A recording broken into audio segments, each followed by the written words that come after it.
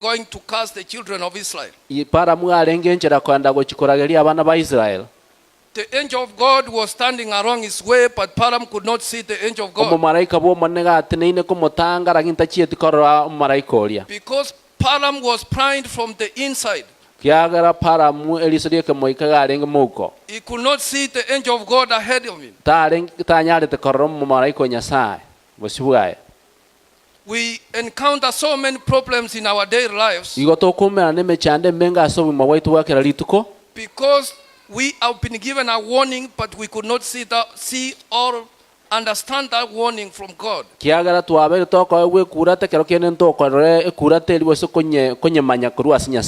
However, until you understand or you pray hard to God to help you,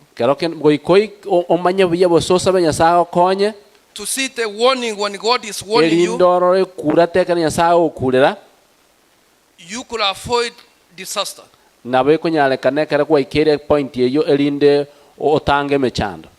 Because there are so many problems like diseases. God told you this work is not good, just quit. But because you could not understand the voice, you could not hear the voice of God, you continue to work in that place and then you run it into trouble. God told you this business you are not doing is it's not the right business. Because you did not understand the voice of God, you invested your money and then you lost.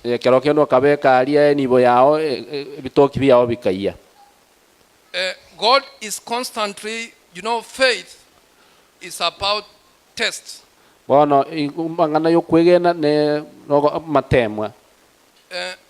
There's no faith which can be faith without passing through tests.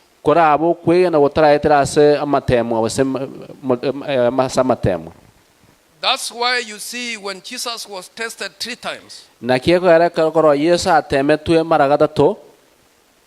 he was given first test, he passed. He went to next, Satan was testing him. Until 3. And they passed all of them. So when you are getting certain problems, it's because maybe you are being tested and you are not passing.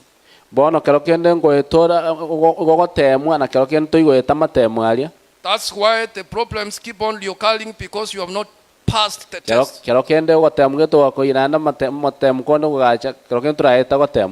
If you are in standard 5, until you pass to standard 6, that's when you get promoted. So that's our daily life. Next, we are going to look at the book of Amos. Amos chapter 7, verse 7.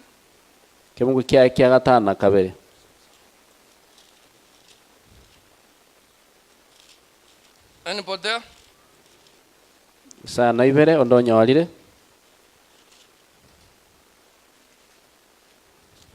Now this is a warning from God. Kiswahili inaitwa kabiro. So if you have been in construction, engineer Gesuma might understand this one. So a plumbrine is a metal rod suspending the user string to suspend the metal rod.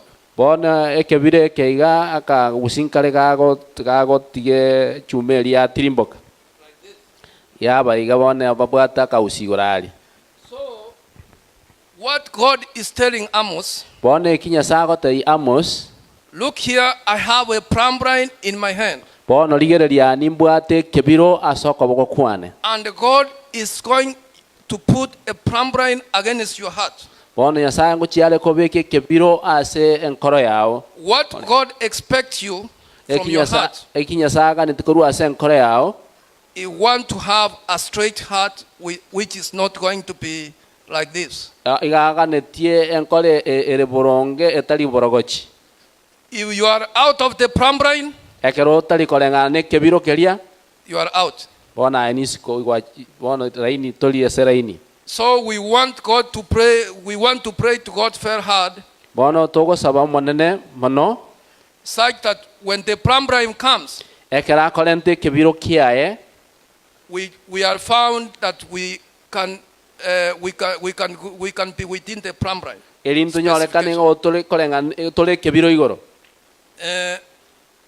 If you are not, if you're not according to the plumb line,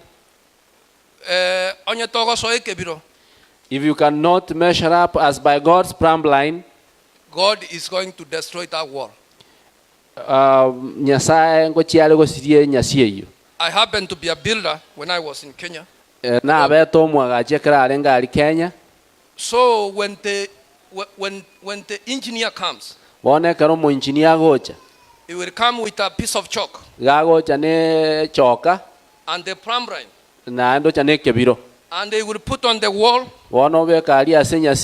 and they will mark. That means demolish.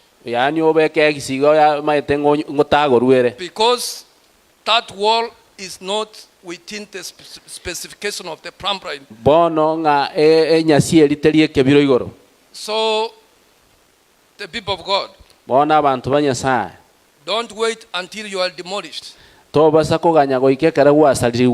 You have a chance to be within the kabiro. From the human point of view, that's a spiritual matter.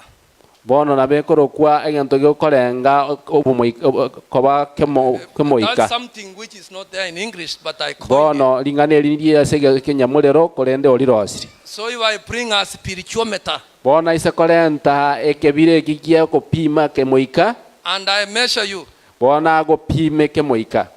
the spiritual matter, I don't know how it's going to read. So you have a chance to align yourself according to the plumb line found in Amos chapter 7 verse 8.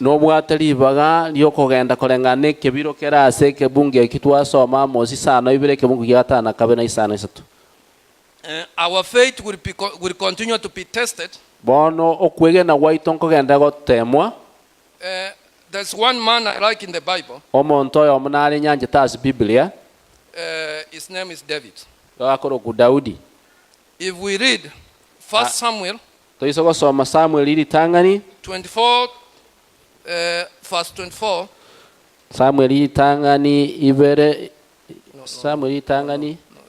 Samuel 19. From verse 11 to 23. I want you to read as I continue to elaborate.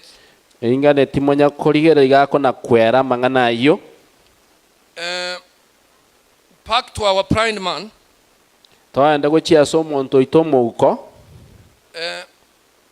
Jesus was told to touch this blind man.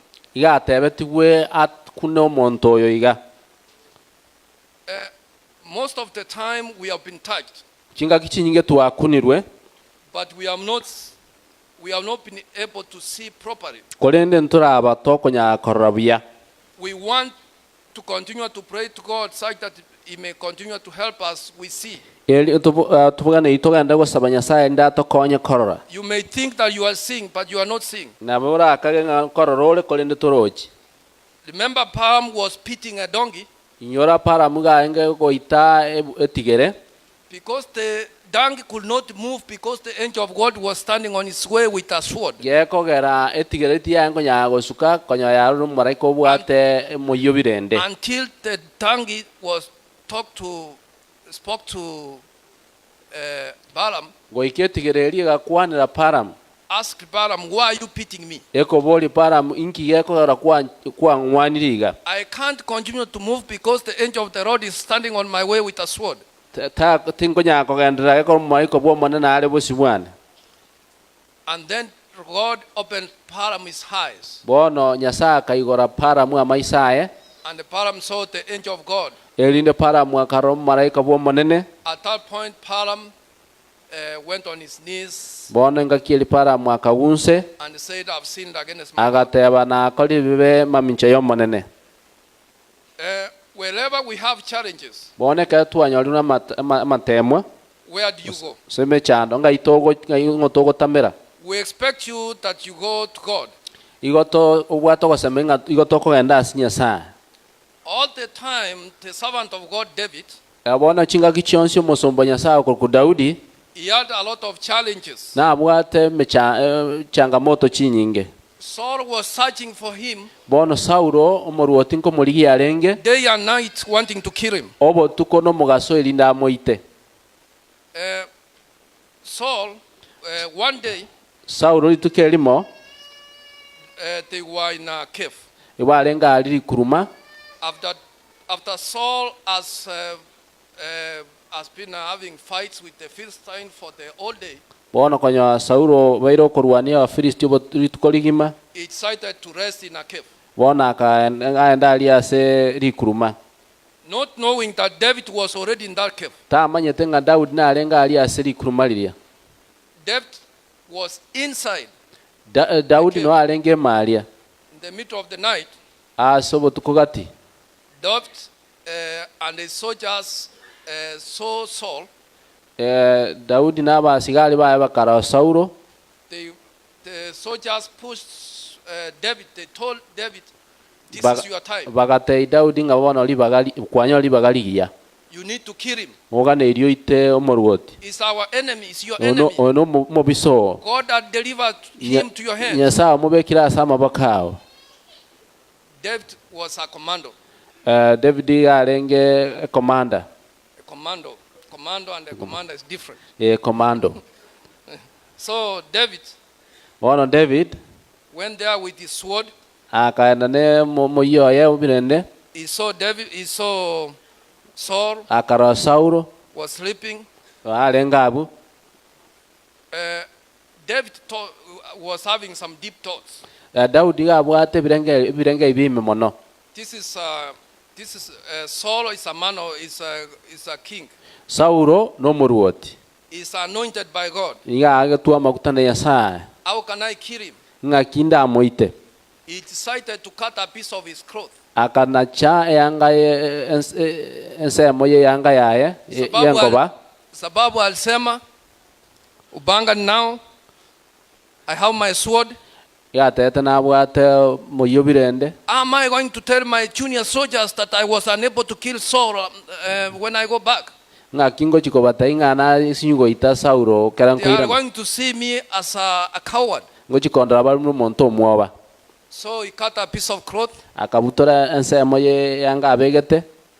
and he went back to his soldiers. Akaira na saba sigali baya. He told them, I saw him, Naona amorora. but I could not kill him. Na I just decided to let him go. Niona motiga gende.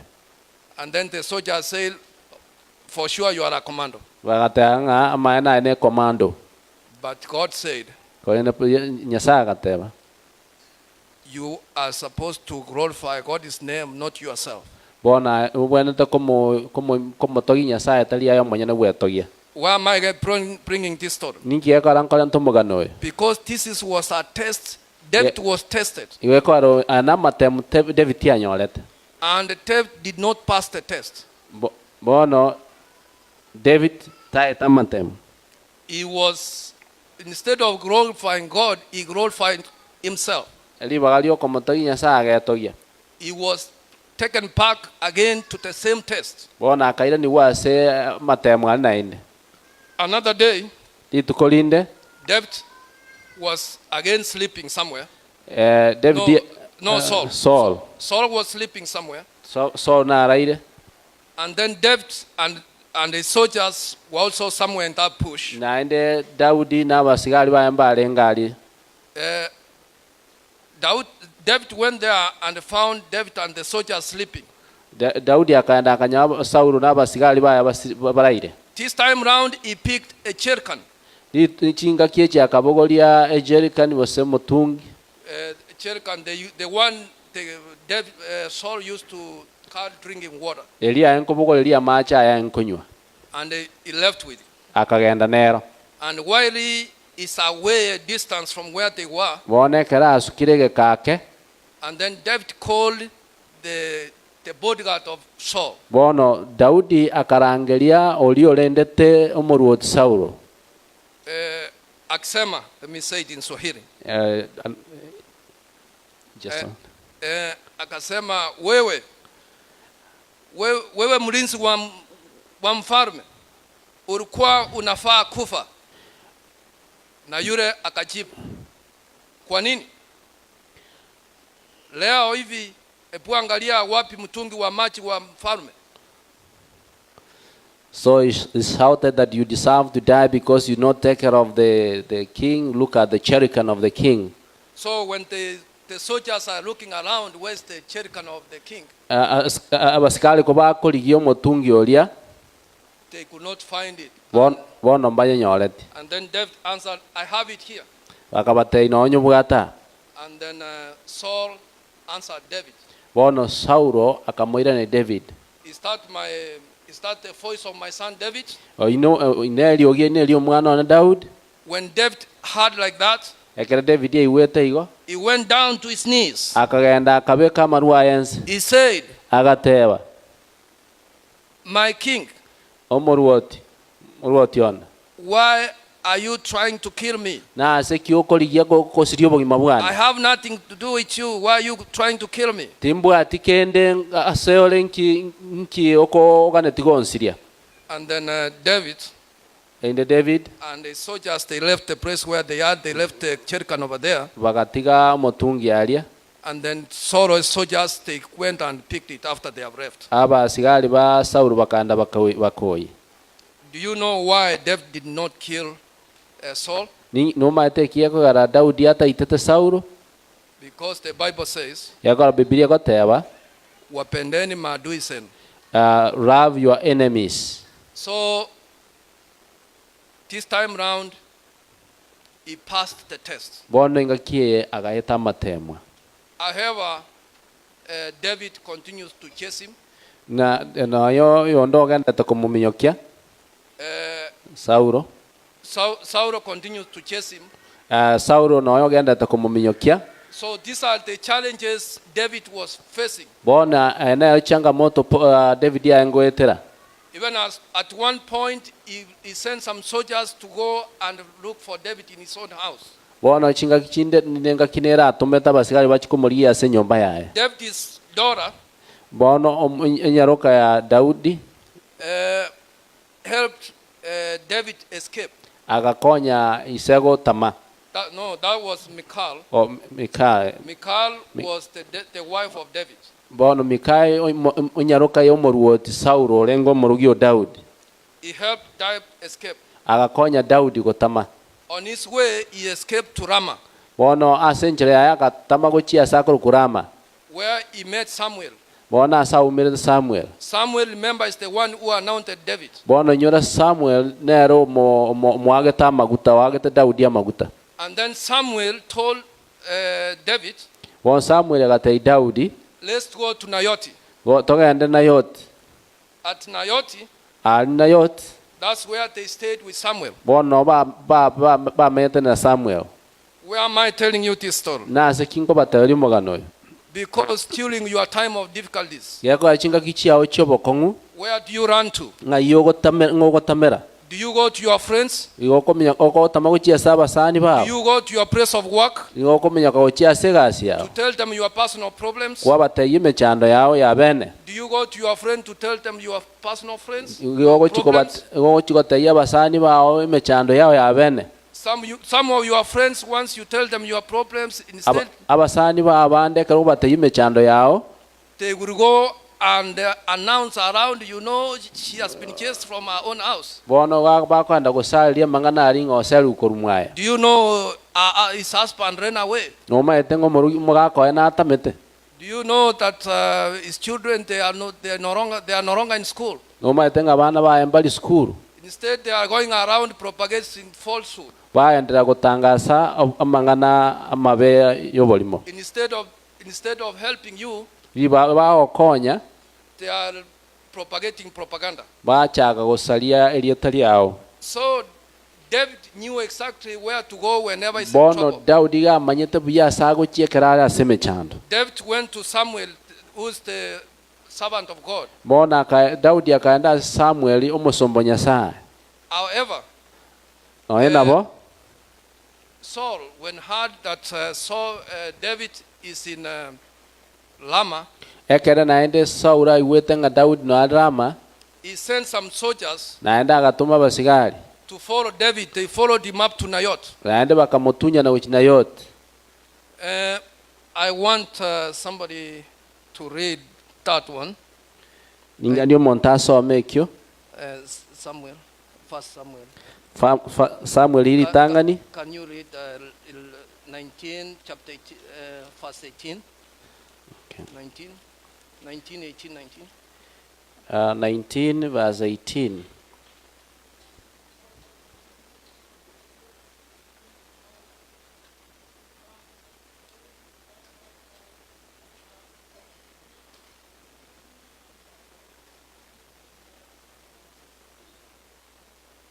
Thank you so much, Elder Osire. Biaman. You hear David, Iwoko iwu Daudi he went to Nayoth with Samuel. aka Nayoth na Samuel. And then Saul sent some soldiers to go after him. Saul agatuma abantu gochioro bamutunyane. When they were on their way, Boneka banga asenchera heading to Nayoth, bakwenda Nayoth, the soldiers saw Samuel, David surrounded by prophets, abakarra Daudi oetana n'ababani, and Samuel being their leader. bono Samuel ole omurayi obo They were prophesying for Samuel, for David. bagendete kubanira Daudi, Kutapiri. bagendete kubana. Do you think what were they saying? Inkiokagerete bayangoteba They were saying, David, you are a servant of God. igo bayangoteba nga Daudi ano musombo Nyasaye You will be the king of Israel. nawe gochikoba omuruoti wa Israel. God anointed you long time ago. Bono Nyasaye ga wageta amaguta kale kale. When the soldiers saw the prophets surrounded, David surrounded by prophets, Ekera abasigari baho Daudi onjokana n'ababani instead of arresting him, liba bakumubwata they also started prophesying, bagachaka na barukubana. saying, Daudi, wewe ni mwana wa Mungu. Bono bagota Utakuwa Daudi mfalme wa Israeli. ano mwana Nyasaye nobo muruoti wa Ufalme Israel. wako utakuja. Oboruoti wa ngocha bole. Wewe ndio utakuwa mfalme wa Israel. Wona anaura omuruoti wa Israel. Those are sort of soldiers prophesying. Bono abasigari ba Saulo naende bagachaka kubana. Saul got the message. Saulo akanyama nganaye. He sent another patch of soldiers. Naende Saulo muruoti agatuma abasigari bane. Again, the moment they saw, Naende keraba ikabarra also they went to Nayoth. bakaenda Nayoth. The moment they saw the prophets of God surrounding David, Naende buna barocha bani banyasaye baonchukana na ine David bakorubani again they started prophesying. na barabo bagachaka kubana. David, you are the son of God. Bona Daudi no mwana You Nyasaye are going to be the king of Israel. nayo gochikoba muruoti wa Israel. All the way until they reached and joined the group. Bakabutunya na igo bagaswasa omuganda oliyo ngo kubana. David again, Saul again received the message. Bono Saulo ndagateunga abagwatuma nkubana balenge. Let me tell you, Bonti ambate when I was young, ekana engomoke if you know, everybody has his period. kero omonto nabwata chingaki chiaye When we were taking care of animals down the river, ekara twa enkolenda chiomba alia we used to have a challenge fight. twabwata bosegi mbole munyago Age mates. mukona kurwana ekegoriga mukona go They'll ask Noitoyo. They Can are you trying beat to this one? test. Can you beat this one? They are. And then I say, yes. You don't want to let yourself down.